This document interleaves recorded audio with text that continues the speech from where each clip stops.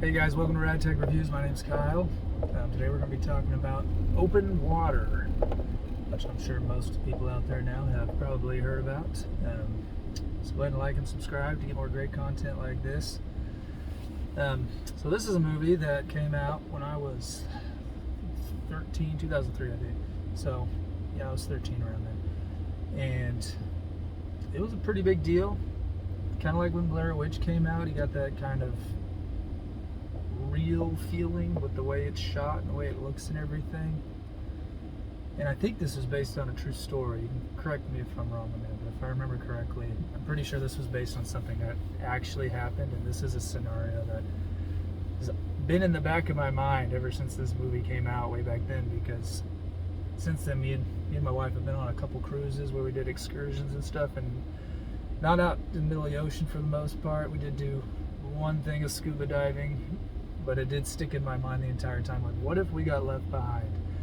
What if you were forgotten about and you're in another country, you're not at home, you're somewhere completely unfamiliar, which out in the middle of the ocean would be the worst probably situation.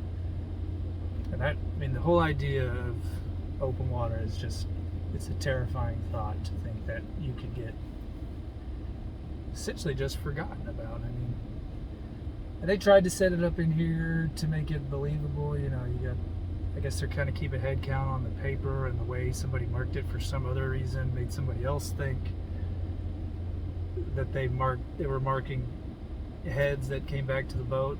So somehow they miscounted, didn't realize there were still two people out there, which is our main couple here, that get stuck out in the middle of the ocean.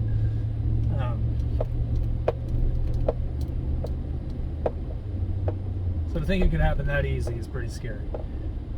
As far as the couple goes themselves, they're kind of forgettable as far as people goes. I mean, I believe them as a couple. They're just not that interesting, I guess. There wasn't much going on character-wise, other than this is a man, this is a woman, they're on vacation, etc., etc.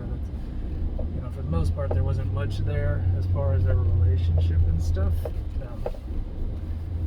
So when they do start to kind of go at each other a little bit and argue about things as they're starting to kind of lose it when they're stuck out there for a while, it doesn't hit as real as maybe you would want it to.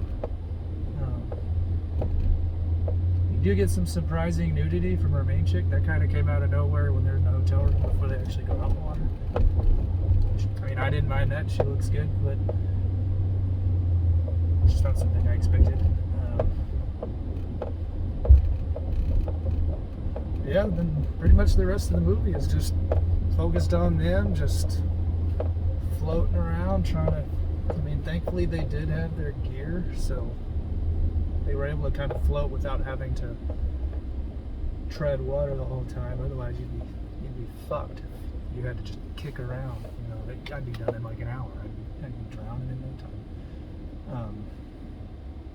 And they had some other stuff. Of course, they did have like a knife, which, I mean, they dropped that at some point. But all the shark stuff here is done subtly, so it's all mostly just what's going on underneath them. It doesn't necessarily, it's not in your face a whole lot, and most of the footage, it looks to me like for sure was actual shark footage, which definitely adds to the realism of everything. You know, they come in contact with some jellyfish, which that's always a scary thought. You know, those could be anywhere and you'd have no idea because they're practically see-through for the most part, you know.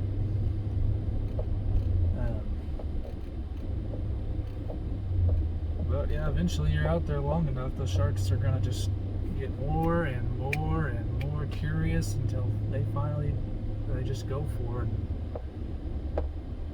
Yeah, he gets bit, he gets taken out first, and she's kind of stuck there without him, and there's still no sign of anybody coming for him. And then, I mean, she basically just says, fuck it, calls it, you know. She kind of just goes underwater and says, screw it, I'm done, I'm submitting myself to death.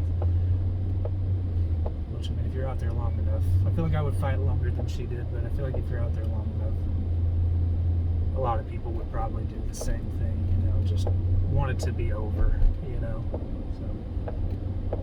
So, but yeah, that's pretty much it. Good acting, very real feeling film. I mean, it's simple, which is not always a bad thing, but I think it's effective for what it's going for. And I remember it being a pretty big deal when it first came out. A lot of people freaked out about this. So yeah, check it out if you haven't seen it. If you have seen it, let me know what you think in the comments. Follow my Letterboxd or my Twitter. Those are in my description below. So thanks, guys.